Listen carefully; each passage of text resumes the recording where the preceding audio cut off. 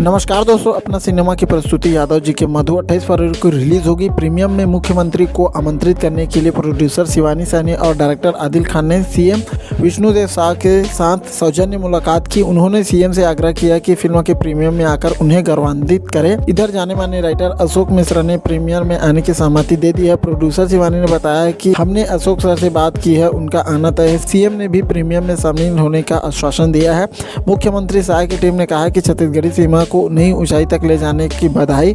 मुझे उम्मीद है कि फिल्म सफलता के नए सोपान तय करेगी। डायरेक्टर आदिल खान ने बताया है कि प्रीमियम 2 स्थानों पर किए जाने की प्लानिंग है। मिराज, नया रायपुर और बिलासपुर के मॉल में प्रीमियम प्रस्तावित है। जल्द ही इसे फाइनल करेंगे। तो उम्मीद करता हूँ छोटी सी वीडियो आप लोगों को अच्छी लगी होगी तो अपने दोस्तों के साथ शेयर करना बिल्कुल मत भूलेगा। और कौन कौन 28 फरवरी को यादव जी के मधु देखने के लिए अपने नज़दीकी सिनेमा घर में जाओगे, कमेंट के माध्यम से जरूर बताइएगा।